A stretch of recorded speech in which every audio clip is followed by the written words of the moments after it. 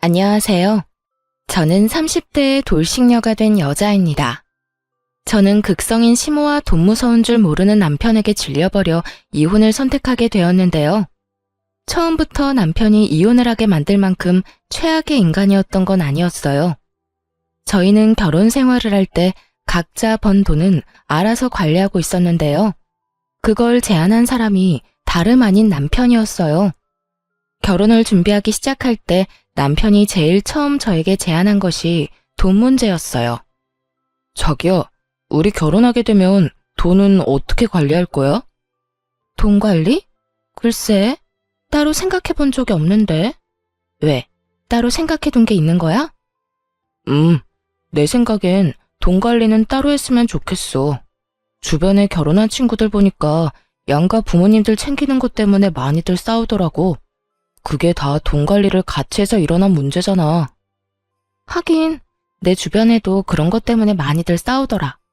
누구 집에 뭘 더 얼마만큼 해줬다면서 섭섭하다고 싸우더라고. 맞아. 그러니까 우린 애초에 그럴 필요 없이 돈 관리 따로 하면서 각자 집은 알아서 챙기자.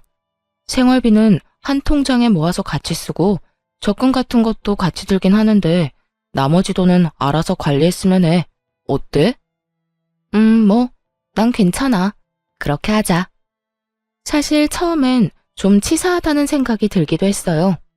아무래도 남편의 연봉이 저보다 더 높은데 돈을 따로 쓰자고 하니 치사하다는 생각이 약간 들기도 하더라고요. 하지만 남편의 말처럼 우리 부모 챙기는데 다른 사람 눈치 보지 않아도 된다는 점에선 꽤 괜찮은 제안인 것 같아 군말 없이 받아들이기로 한 것이었죠. 그렇게 결혼을 하고 난 후 저는 회사를 계속 다니게 되었고 남편은 재택근무 중이었는데 살림은 각자 상황에 따라 할 수 있는 것을 나눠서 하고 있었어요.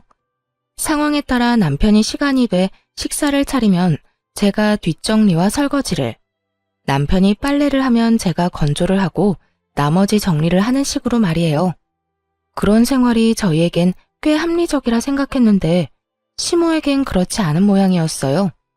이 사실을 안 시모가 노발대발 화를 내기 시작하더니 결국 극성을 부려 저희 집 근처로 이사까지 와버렸으니까요. 나 이사했다. 너희 집 근처로. 네? 이사요? 언제 이사까지 하셨어요? 지난주에 했어. 마침 근처에 괜찮은 집이 있길래 그냥 급하게 해버렸지. 정리도 다 했으니 와서 뭐 할 필요도 없다. 그런데 내가 우리 아들하고 통화하다 들었는데 우리 아들도 살림 살고 있다는 게 사실이니? 네, 아무래도 저도 회사에 다니니 저 혼자 다 하긴 무리여서요. 그래서 각자 할 수 있는 만큼 나눠서 하고 있어요. 요즘은 맞벌이 해야 먹고 산다고 하니 내가 네가 일하러 다니는 것까진 별말 안 한다마는 아무리 그래도 그렇지 어떻게 남편한테 집안일을 시킬 수가 있어? 우리 아들도 집에서 얼마나 힘들게 일하는데 내가 진짜 우리 아들 청소기 밀고 밥해야 한다는 소리 듣고 얼마나 놀랐으면 그 길로 20년 살던 집을 팔고 이사를 했겠어? 아니 어머님, 그런데 살림이랑 이사랑 무슨 상관이 있을까요? 몰라서 묻니? 내가 가까이 살아야 왔다 갔다 하면서 우리 아들 대신 살림 살아줄 거 아니니? 괜히 기대할까봐 하는 말인데 네 몫은 네가 하거라. 난 딱 우리 아들 몫만 해줄 거야. 이 말을 듣는데 상황이 너무 어이가 없어 말문이 다 막히더라고요. 그 와중에 제 몫은 알아서 하라는 말도 황당하긴 매한가지였고요. 그날 이후 시모는 저희 집으로 가며 살림을 살기 시작했고 그와 동시에 저에게 향하는 잔소리도 시작되었죠. 예, 너는 집에서 음식은 어떻게 해먹니? 냉장고가 왜 이렇게 텅텅 비어있어? 필요한 거 있으면 그때그때 장을 봐와서 해먹으니까 냉장고가 그득할 일이 잘 없죠. 아무리 그래도 이게 뭐니 이게? 냉장고가 든든해야 마음이 편한 법인데. 이건 뭐 냉장고 문 열 때마다 내가 한숨만 나온다. 먹지도 않을 재료 냉장고에 쟁여놓으면 뭐해요. 큰 마트가 멀리 있는 것도 아니고. 조금만 걸으면 아파트 정문에 있는걸요. 그리고 요즘엔 식재료 배달도 다 돼서 저희는 불편한 점이 전혀 없어요. 너희는 그럴지 몰라도 난 불편하니 이번 쉬는 날엔 장부터 봐서 다 채워놓거라. 생선도 사다가 올려두고 고기도 부위별로 사다 놓고 채소도 마찬가지야. 여러 가지 다 쟁여놔야 그때그때 손 가는 대로 꺼내서 먹을 거 아니야. 이쯤 되니 고마운 마음은커녕 마음이 불편해 오더라고요. 다 해먹지도 않을 식재료를 사서 채워 넣으라는 강요부터 해서 집안에서 머리카락이 떨어질 수도 있는 건데 제 머리카락이 바닥에 떨어져 있는 날이면 불같이 화를 내며 전화가 오니 정말 일이 손에 잡히지 않는 지경이었어요. 저는 결국 남편에게 불편하다고 말을 꺼내게 되었고 이런 저의 마음을 이해해 줄 거라 생각했던 제 예상과는 달리 남편은 조금 뿌르퉁한 반응을 보이더군요. 여보, 나 사실 어머님 이렇게 오셔서 집안일 해주는 거 불편해. 뭐? 왜?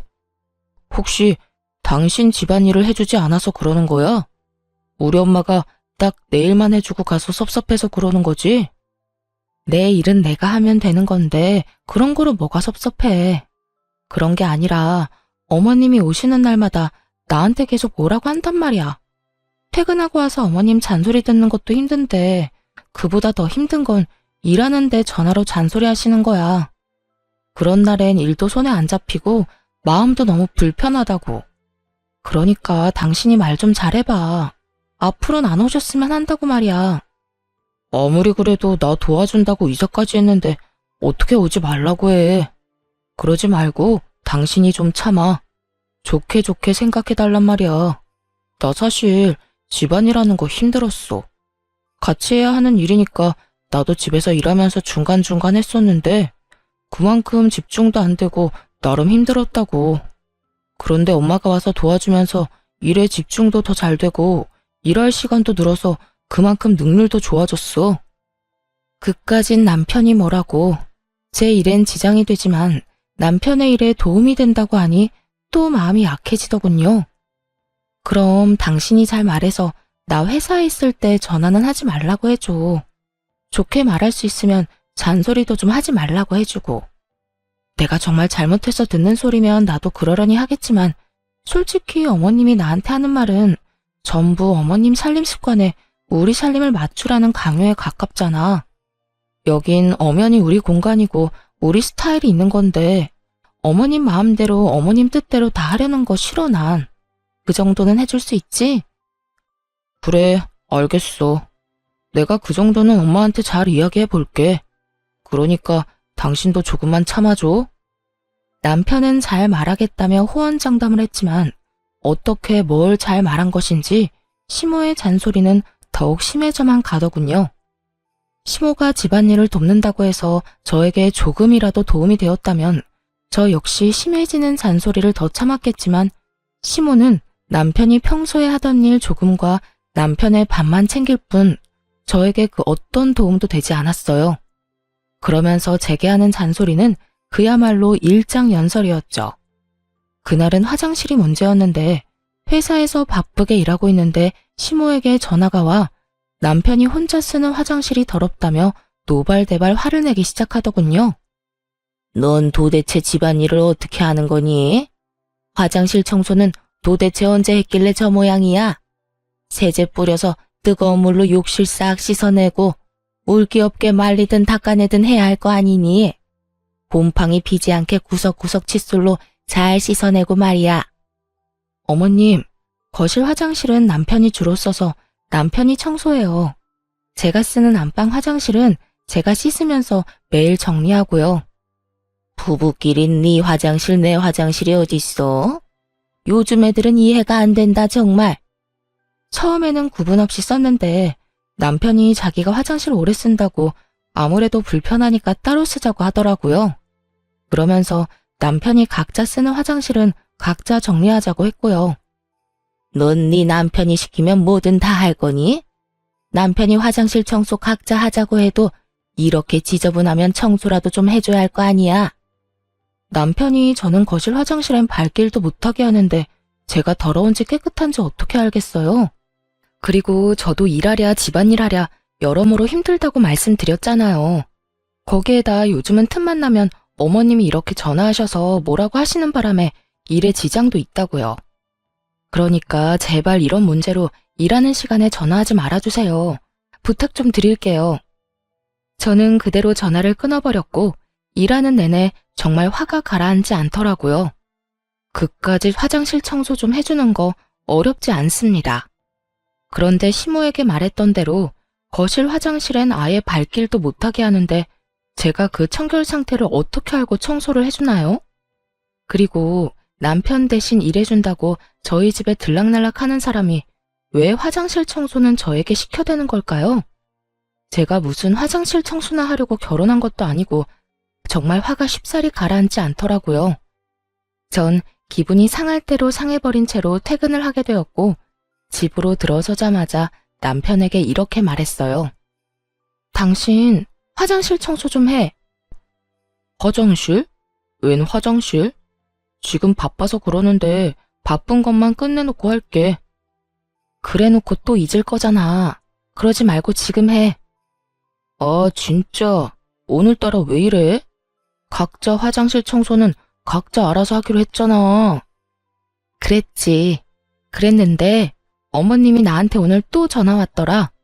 당신 화장실이 그렇게나 더러운데 왜 청소 안 해주냐고. 그러니까 당장 청소부터 해. 그리고 내가 다시 한번 말하는데 어머님한테 다신 나 회사에 있을 때 그런 전화 하지 말라고 해줘. 나도 낮에 말했는데 아무래도 내 말을 들으실 것 같지가 않아서 말이야. 남편은 저와 눈도 마주치지 않고 알겠다고 하며 화장실로 가버리더군요. 그런 남편의 모습에서 기분이 나빠졌음을 눈치채지 못한 건 아니었지만 그러거나 말거나 달래주고 싶은 마음도 들지 않더라고요. 제가 조금이라도 잘못했다고 생각되었다면 어떻게 해서든 마음을 풀어주려고 노력했겠지만 그날의 전 잘못한 것이 단 한 가지도 없었으니까요. 그렇게 알게 모르게 작은 신경전이 오가는 사이 어버이날이 다가왔어요.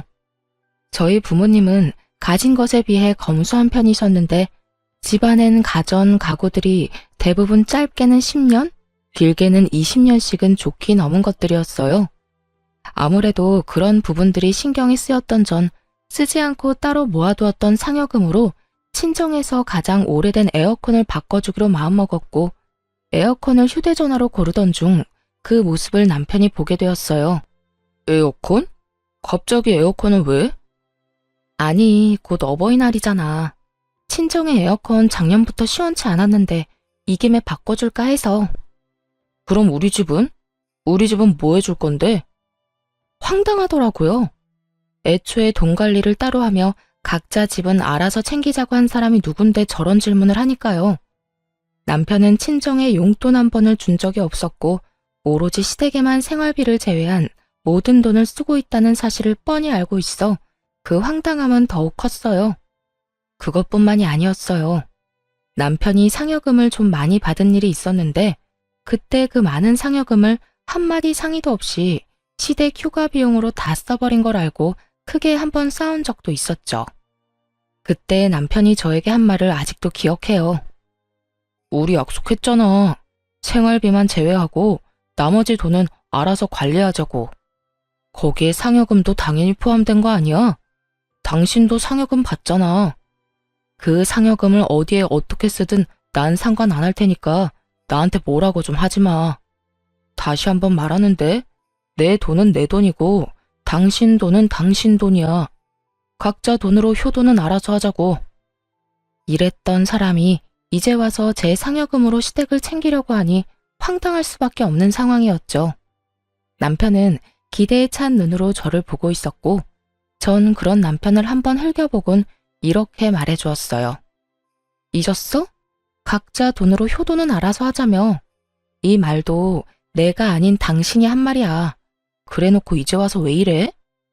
그건 당신이 고작 해야 용돈이나 드릴 줄 알고 그랬던 거지. 이렇게 비싼 가전 사주는 줄 알았다면 애초에 그런 말을 했겠어. 그러지 말고 우리 집에도 에어컨 좀 사드리자. 우리 집 에어컨도 오래돼서 시원한 바람도 제대로 안 나온단 말이야. 아니면 에어컨 비용만큼 용돈을 드리든지. 그렇게 주고 싶으면 당신 돈으로 줘. 그 많은 상여금으로 어머님, 아버님 여행 보내드릴 때는 나보고 그렇게 뭐라고 하더니 이제 와서 이러고 싶어? 말이 나왔으니까 하는 말인데 당신 나랑 결혼하고 우리 부모님 용돈이나 준 적 있어? 각자 집 알아서 챙기자는 핑계로 용돈 한 번 준 적도 없으면서 그런 말하기 부끄럽지도 않아? 뭘 그런 것까지 따지고 드냐? 그래, 알겠어. 우리 집은 내 돈으로 내가 알아서 챙길 테니까 나중에 당신 나한테 뭐라고 하지나 마. 왜 이렇게 비싼 거 해줬냐고 따지고 들지나 말라고. 다 알겠으니까 나한테 피해나 주지 마. 나한테 아무 피해 안 주면 내가 왜 뭐라고 하겠어? 그래? 알겠어. 어디 두고 보자. 그렇게 감정이 상해버린 채 저는 친정에만 에어컨을 장만해드리게 되었고 며칠 뒤 시모 역시 생각지도 못했던 고가의 선물을 받았다는 사실을 알게 되었습니다. 그날은 퇴근이 좀 빨랐던 날인데 집에 돌아가니 그때까지 시모가 집에 있더라고요. 들어가자마자 시모가 손에 쥐고 있던 청소기를 제 손에 쥐어주며 청소나 하고 있으라며 자긴 이만 가보겠다고 가방을 챙기더군요. 그런데 시모가 챙긴 그 가방이 1,000만 원 가까이 하는 명품 가방으로 전에는 못 보던 것이었어요. 저는 설마 하는 마음으로 시모의 가방을 멍하니 보고 있자 시모가 흐뭇한 미소를 보이며 이렇게 말하더군요. 네가 봐도 너무 예쁘지 않니? 이번 어버이날 선물로 우리 아들이 사준 선물이란다. 우리 아들 통도 크지? 아빠한텐 명품 재킷, 엄마한텐 명품 가방. 요즘 우리 아들 덕에 내가 밥을 안 먹어도 배가 부르다니까. 그걸 제 남편이 사드렸다고요? 아버님 재킷까지요? 그래. 내 아들이 이번 어버이날 선물로 사줬다니까. 친구들도 그런 효자가 또 없다면서 부러워들 하는데 내가 아주 어깨가 하늘에 닿을 정도라니까. 하여튼 너도 왔으니 나는 이만 가마. 청소기나 좀 돌리려무나. 시모가 돌아가고 난 후 아무리 생각해봐도 남편에게 그런 큰 돈이 나올 곳이 없더라고요. 그래서 전 돈의 출처에 대해 물어보기 시작했어요. 도대체 돈이 어디서 나서 저렇게 큰 선물을 사드린 거야? 당신 상여금 받는 지도 얼마 안 됐고 보너스 나올 때도 아니잖아. 어디서 나오긴. 우리 아기 낳으면 쓰려고 모으던 적금 깼지. 아무렇지도 않게 당연하다는 듯 남편 명의로 했던 함께 모은 적금을 해지했다고 하는데 정말 기가 막히더라고요. 그것도 저희의 2세를 위해 준비했던 적금을 말이죠. 당신 제정신이야? 지금 적금 깼다는 말이 그렇게 아무렇지 않게 나와? 그건 우리 공동돈인데 그걸 왜 당신 마음대로 손을 대? 그러면 어떻게 해? 필요한 거 뭐 있냐고 여쭤보니 옷이랑 가방이 필요하다는데 그저 그런 걸 사줄 수는 없잖아. 그렇다고 우리 아기를 위해 준비한 돈에 손을 대는 건 아니지. 당신이 무슨 자격으로 그것도 상의 한마디도 없이. 내가 왜 자격이 없어? 거기엔 엄연히 내 돈도 절반 들어가 있다고. 당신 돈은 몇백 쓰지도 않았으니까 걱정하지 마. 다 돌려줄 테니까. 진짜 저번부터 당신 진짜 치사한 거 알아? 그거 얼마나 한다고 이 난리인지 모르겠네. 내가 이상한 데 쓴다고 그런 것도 아니고. 부모님께 좋은 선물 좀 사드리겠다고 그런 건데 이게 그렇게까지 화낼 일이야? 남편은 오히려 저에게 더 큰 화를 내고 있었고 그런 남편의 모습에 참을 수 없어 소리를 질러버렸어요. 부모님께 좋은 선물 사드리는 거 좋지. 그런데 그것도 형편껏 능력 되는 선에서 해드려야 하는 거 아니야? 돈도 없으면서 부부 적금을 깨면서까지 선물 사드리는 건 아니지. 그것도 없으면 죽고 못 사는 것도 아니고 옷이랑 가방 사드리려고 아기 적금을 깼다는데 내가 화가 안 나게 생겼어? 그래서 돌려준다잖아. 당신 돈은 땡전 한 푼 안 빼놓고 다시 돌려줄 테니까 그만 좀 뭐라고 해. 적금도 앞으로는 각자 알아서 들기로 하자. 아기 적금도 아기 생기면 들기 시작하든지 하고. 하여튼 그런 걸로 하고 더는 나한테 뭐라고 하지 마. 그래, 내 돈은 한 푼도 빼놓지 말고 그대로 다 돌려주고 당신이 쓰고 남은 돈은 지금 당장 입금해. 그리고 앞으로 더 확실히 당신 돈은 당신 돈, 내 돈은 내 돈으로 딱 선 지켜서 지내보자고.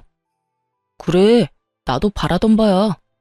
남편은 끝까지 큰 소리를 쳤고 쓰고 남은 돈을 입금을 해주었지만 남편이 쓴 돈은 결국 돌려주지 않더라고요. 그 후 돈도 돈이지만 남편에 대한 믿음 자체가 사라지고 있었어요. 이토록 대책 없이 시댁만을 챙기는 사람인 줄은 몰랐는데 남편의 이런 모습을 보니 모르긴 몰라도 이제부터가 시작이란 생각을 지울 수가 없더라고요. 그렇게 생각지도 못한 남편의 모습에 고민이 깊어지는 사이 이젠 시모까지 나서서 저를 괴롭히기 시작하더군요. 이때껏 있었던 잔소리들도 가끔 도가 지나치다는 생각이 들 때도 있긴 했지만 참을 만했기에 참았던 것이었어요. 하지만 남편이 도대체 뭐라고 한 것인지 시모의 잔소리와 괴롭힘은 점점 선을 넘고 있었어요. 그날은 퇴근을 한 후 집으로 돌아갔더니 시모가 씩씩거리며 저를 기다리고 있더라고요. 무슨 일로 저렇게까지 화가 났나 하는 마음에 시모의 눈치를 살피며 집으로 들어서니 시모가 득달같이 화를 내며 따지고 들더군요. 여자가 돈 좀 번다고 집에서 큰 소리 치는 거 아니다. 너만 돈 버니? 우리 아들도 돈 벌어. 아니, 갑자기 그게 무슨 말씀이세요? 제가 무슨 큰 소리를 쳐요. 네가 큰 소리 쳤다며. 우리 아들이 너희가 모은 돈으로 우리 선물 좀 사줬다고 노발대발 목에 핏대까지 세워대며 화냈다는 말 다 들었어. 네가 기를 그렇게나 죽여대는데 우리 아들이 어디 바깥 일이나 제대로 하겠니? 어디 하늘 같은 남편을 그깟 돈 때문에 쥐잡듯이 잡아? 혹시나 우리 아들 일 잘못되면 다 네 탓이다. 알겠니? 며칠간 전화가 심하다 싶을 만큼 온다 싶었더니 그 이유가 따로 있었더라고요. 대책만 없는 줄 알았던 남편은 입까지 싼 놈이었고 그새 시모에게 저희가 싸운 이야기를 다 전했던 것이었죠. 웬만하면 모든 상황을 좋게 넘기고 싶어 심하게 대하고 싶지 않았는데 도저히 더는 참으면 안 되겠다 싶더라고요. 그래서 전 시모와 함께 언성을 높이며 하고 싶었던 말을 다 쏟아냈어요. 그러면 제가 참고만 있었어야 했나요? 다른 것도 아닌 저희가 이세가 생기면 저희 아기를 위해 쓸 돈이었어요. 그때 돼서 돈이 없어서 애한테 아끼면서 살고 싶지 않아서 쪼개고 쪼개서 같이 모은 돈이라고요, 그 돈이. 근데 그걸 어머님, 아버님 선물 사줬다고 하는데 제가 가만히 있어야 해요? 가만히 있어야지. 우리 아들이 허튼 데 쓴 것도 아니고 다 우리한테 효도하느라 쓴 돈인데 그걸 가지고 왜 뭐라고 하니? 말이야 바른 말이라고. 생기지도 않은 애보다 낳아준 부모가 먼저 아니야? 부모 좋죠.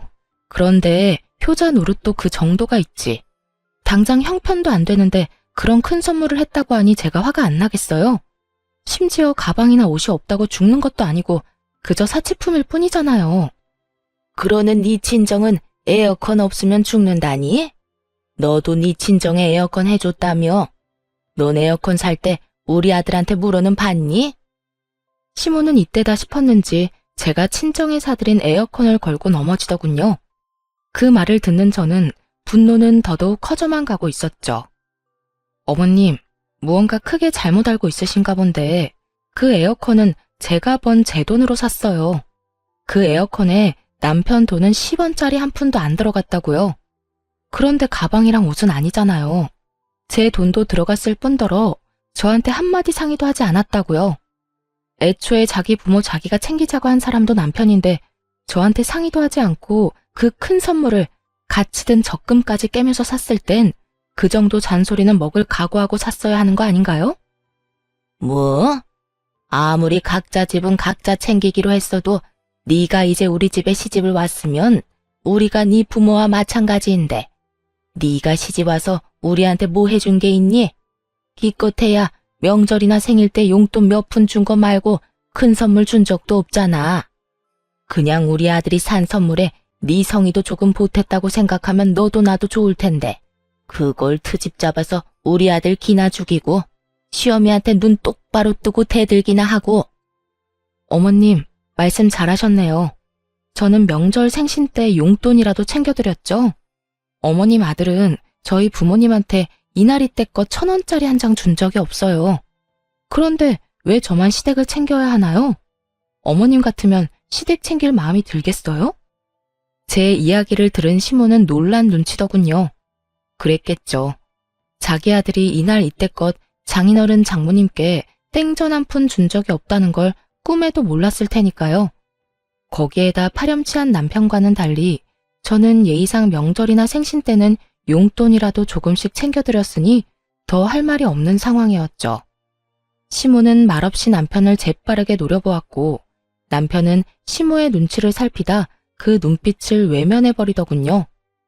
그렇게 시모의 일방적인 눈치 싸움이 끝나고 시모는 선물 사건에 대해선 더는 받아칠 말이 없는지 말대꾸하는 제 태도가 건방지다며 트집을 잡기 시작했어요. 네 지금 나한테 하는 이 태도만 봐도 지금껏 내 아들을 얼마나 어떻게 잡아댄 건지 잘 알겠다. 시어미한테도 말 한마디 지는 법이 없이 제 할 말을 다 하는데 남편한텐 더하면 더했지 못했을 리는 없었겠지. 네 친정에서 그렇게 가르치든 시어미한테 말대꾸나 하고 남편 기나 죽이라고 가르쳤냔 말이야. 시모는 결국 친정까지 들먹이기 시작했고 전 참을 수 없는 분노를 느끼며 더는 대화할 가치가 없다고 생각했어요. 어머님, 아무리 그래도 친정 이야기까지 꺼내는 건 아니죠. 그런 말 하려거든 당장 나가주세요. 저는 그런 말까지 들으면서 어머님이랑 대화하고 싶지 않아요. 뭐야? 너 지금 날 내쫓고 있는 거니? 네, 내쫓고 있는 거 맞아요. 아무리 어머님이라도 제 친정을 그런 식으로 말하는 건 듣고 싶지 않으니까요. 제가 도대체 뭘 잘못했다고 그런 말까지 들어야 하나요? 애초에 잘못해놓고 도리어 큰 소리 낸 건 남편이라고요. 기가 죽었다고요? 기 죽은 사람이 저한테 그렇게 큰 소리 떵떵 치면서 할 말 못할 말 다 했대요. 만약 남편이 미안하다는 말 한마디만 했어도 저도 이렇게까지 화가 나진 않았을 거예요. 적어도 미안한 기색이라도 내비쳤다면 이렇게까진 하지 않았을 거라고요. 저는 그야말로 울분을 토해냈고 가만히 듣고 있던 남편이 발끈하며 저에게 화를 내기 시작하더군요. 내가 뭘 잘못했다고 당신한테 사과까지 해야 하는 건데. 말했잖아. 당신 돈 몇백밖에 안 썼다고. 돈 몇백 가지고 우리 엄마를 이렇게 집에서 내쫓을 일이야? 내가 지금 단지 돈 때문에 이러는 것 같아? 어머님이 선을 넘은 말을 하시잖아. 그리고 돈 몇백은 적은 돈이야? 적은 돈은 아니더라도 많은 돈도 아니잖아. 당신이 돈 몇백 없으면 죽는 것도 아니고 그걸로 이렇게 쪼잔하게 굴어야겠어?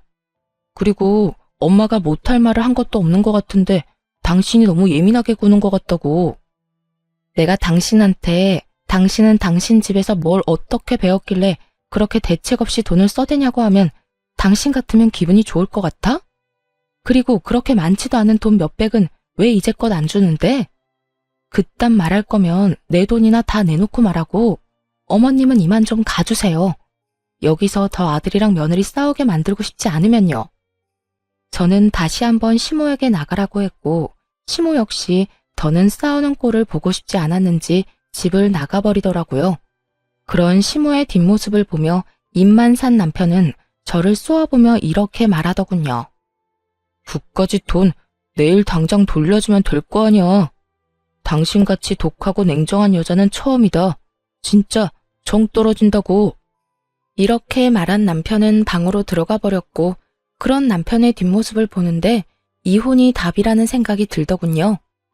이미 틀어질 대로 틀어진 사이를 되돌리기란 어려워 보였고 그랬기에 앞으로 남은 저희 결혼 생활이 고달플 것은 피할 길이 없어 보였으니까요.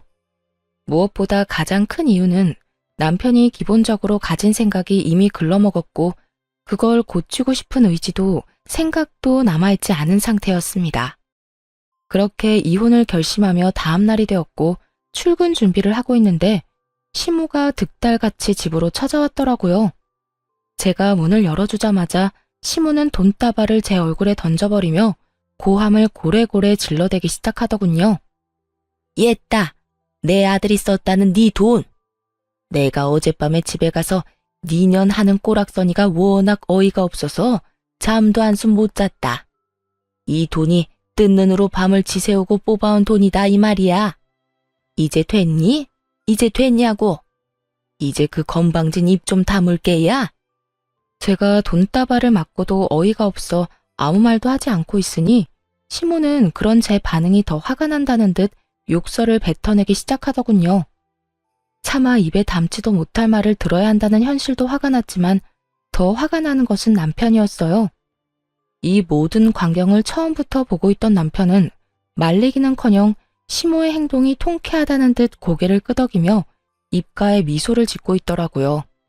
그 순간 더는 고민할 필요도 없이 이혼을 해야겠다고 결정을 내리게 되었고 지체할 것도 없이 바로 이혼을 말하게 되었어요. 이렇게까지 저를 싫어하는지는 또 몰랐네요. 그냥 저 이혼할게요. 저도 저한테 이렇게 막대하는 사람이랑은 더 가족으로 엮이고 싶지도 않아서요. 뭐? 이혼? 너 내가 욕 좀 했다고 이혼한다고 하는 거니? 욕만 하셨어요? 지금 저 돈 싸대기도 맞았잖아요. 거기에다 그렇게 소중하고 자랑스러운 어머님 아들, 지금 빈털털이 거지예요. 사람 힘들 때 버리는 거 아닌 것 같아서 참고 또 참고 있었는데 어머님이 이렇게 이혼 결심하게 해주니 어쩌겠어요. 그래요. 아무래도 남편이 돈을 끝까지 주지 않는 것도 그렇고 생활비도 어느 순간부터 제대로 넣지 않는 것이 이상해서 알아보니 남편은 어버이날이 되기 전에 회사를 그만뒀더군요. 그간 조금씩 모아둔 돈으로 집에서 온라인 사업을 한다고 설치고 있었고 이것저것 손댄 것마다 망한 듯 하더라고요. 거기에다 온라인을 통해 사업 노하우를 알려준다는 사기까지 당해 그나마 있던 돈까지 싹 다 날리고 빚까지 생긴 상태였죠. 그런 상황에서 시모 시부의 선물을 샀다는 것도 화가 나긴 했지만 사랑하는 남자였기에 기죽이고 싶지 않아 옳은 척하며 먼저 이야기를 꺼내주길 기다렸던 것이었어요. 그런데 시모와 남편이 이렇게 합심해 제 심기를 계속해서 건드리니 더는 참을 수가 없지 않겠어요. 그제야 모든 사실을 안 시모는 이 모든 게 사실이냐며 남편에게 묻기 시작했어요. 너 이 말이 다 사실이야? 돈도 다 날리고 빚까지 있단 말이 사실이냐고?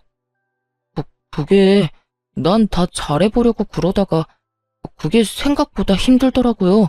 모은 돈만 다 날리고 끝내려고 했는데 노하우를 기가 막히게 알려준다는 사람이 있어서 거기에 돈을 주다 보니까 빚까지 생겨버렸어요. 아니, 그런데 당신은 어떻게 한 거야? 왜 알면서 아무 말도 안 한 거야? 왜겠어?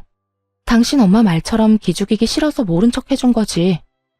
아, 됐어. 말해봤자 입 아프고 지금 그게 중요한 것도 아니지 않아? 내가 이혼하자는 말은 못 들었니? 우리 이혼하자고. 난 더는 당신 같은 인간이랑도 못 살고 당신 엄마한테 이딴 취급이나 받으면서도 못 살아. 그러니까 당장 이혼해. 당신 아무리 화가 났다고 해도 이혼하자는 말을 그렇게 하면 안 되지. 이혼이 장난이야? 이까짓 일로 이혼하게? 넌 지금 이게 장난으로 보여? 난 지금 그 어느 순간보다 진심이야. 이혼해 우리. 남편은 여전히 제 말을 어깃장쯤으로 여기고 있는 반면에 시모는 제 말이 진심이란 걸 알아채는지 그제야 저를 달래려고 애쓰더라고요. 예, 이런 일로 이혼은 무슨 이혼이니? 내가 돈 던진 건 사과하마.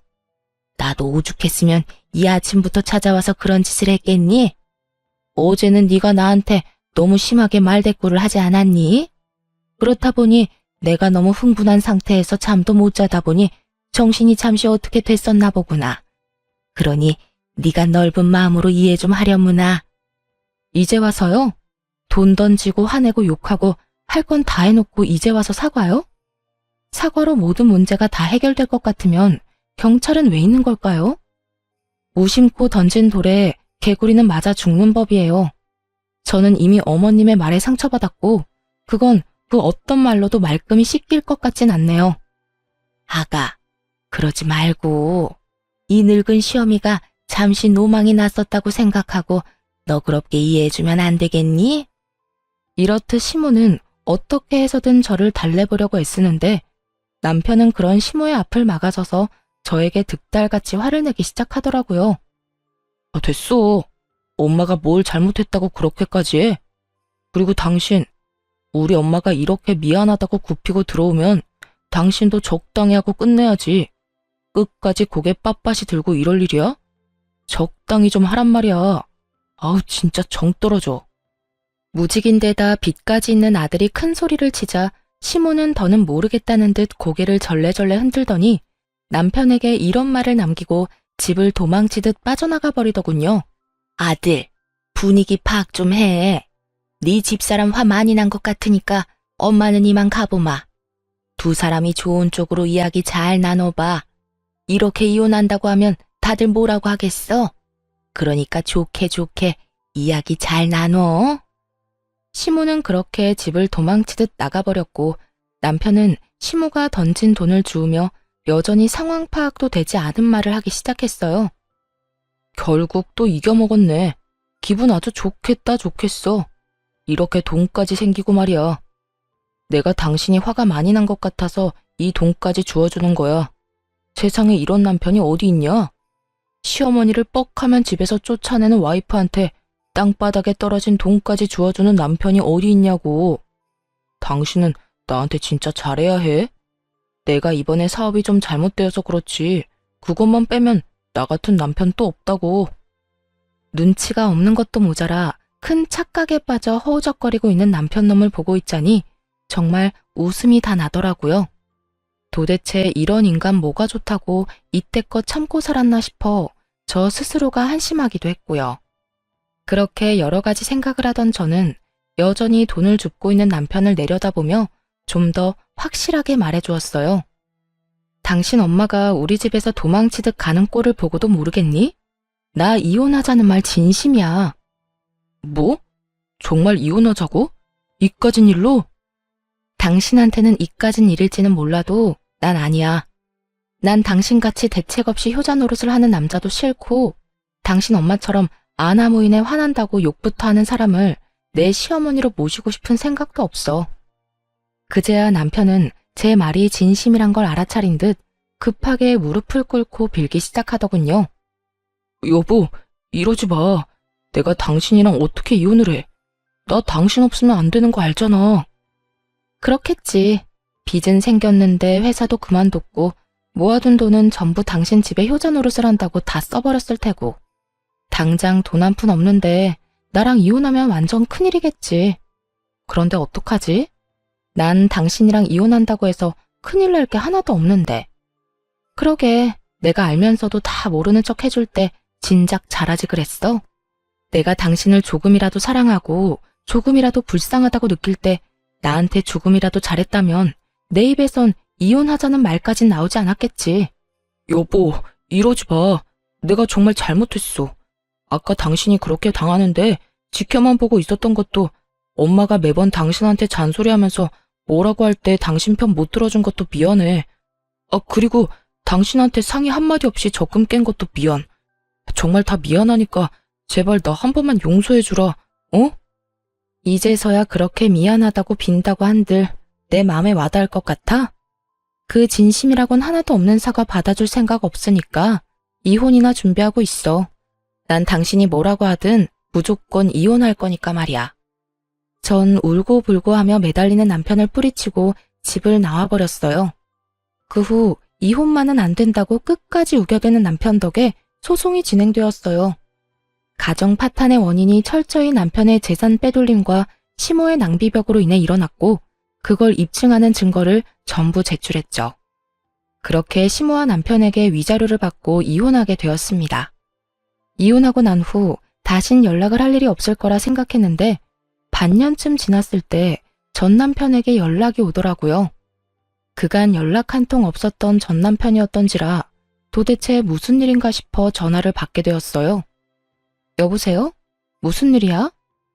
여보, 잘 지냈어? 여보는 무슨? 우리 이혼한 거 잊었어? 내 안부가 갑자기 궁금해서 전화했니? 그게 요즘 너무 힘드니까 당신 생각이 나더라. 왜? 그렇게 효자 노릇이 하고 싶어 안달이더니 막상 같이 사니까 힘든가 보네? 나 너무 힘들어. 당신도 알다시피 당신이랑 이혼하기 전에도 빚이 있었는데 당신한테 위자료 주느라 빚을 더 지게 됐거든. 하루하루 대출금은 갚아나가야 하는데 취업은 잘 안 되고 집에서 프리랜서 일해서 버는 것도 한계가 있고, 그래서 엄마한테 가방 좀 팔아서 대출금도 좀 갚고 생활비도 좀 하자고 했는데 엄마가 절대 안 된다면서 난리를 부리더라. 어떻게 된 엄마가 자식이 힘들다는데 그깟 가방이 뭐라고 끌어안고 안 팔려고 하는 건지 이해가 안 돼. 심지어 그거 내 돈으로 사준 가방이잖아. 그랬구나. 당장이라도 전화를 끊어버릴까 하는 마음도 있었지만 무슨 말까지 하려나 싶어 대충 맞장구를 쳐주니 신나서 전심호 욕을 하기 시작하더군요. 오, 나 힘들어. 아니, 말이야 바른 말이라고. 내가 누구 때문에 이혼까지 하게 되고 이렇게 큰 빚까지 지게 됐는데 우리 엄마 정말 너무하지 않아? 엄마뿐인 줄 알아? 아버지도 내가 그렇게 힘들다고 노래를 부르는데도 대출금 한 번은 안 갚아주시더라. 그래서 하고 싶은 말이 뭔데? 그냥 나 후회 많이 하고 있다고. 진작 당신 말 듣고 우리 집 말고 내 가정에 더 신경 쓰면서 살 걸 싶더라. 당신 말이 다 맞았어. 날 진짜로 생각해주고 내 미래에 대해서, 아니, 우리 미래에 대해서 걱정해주는 사람은 당신뿐이었는데 그땐 그걸 왜 몰랐나 몰라. 있는 힘껏 불쌍한 척을 해대던 전 남편 놈은 귀엽고 우는 소리까지 내며 하소연을 하기 시작하더군요. 나 사실 당신이 너무 그리워. 요즘 잠도 제대로 못 자고 밥도 제대로 못 먹어. 그게 내가 그리워서 그렇다고? 아니, 돈은 갚아 나가야 하는데 돈이 없으니까 그렇겠지. 오늘 이렇게 전화한 것도 나한테 동정심이라도 자극해보려고 그러는가 본데 꿈 깨. 난 당신한테 낭비할 동정심 같은 건 없으니까 말이야. 당신은 정말 내가 불쌍하지도 않아? 내가 이렇게까지 반성하고 있다고 하는데? 전혀 불쌍하지도 않고 당신 말이 진심으로 와닿지도 않아.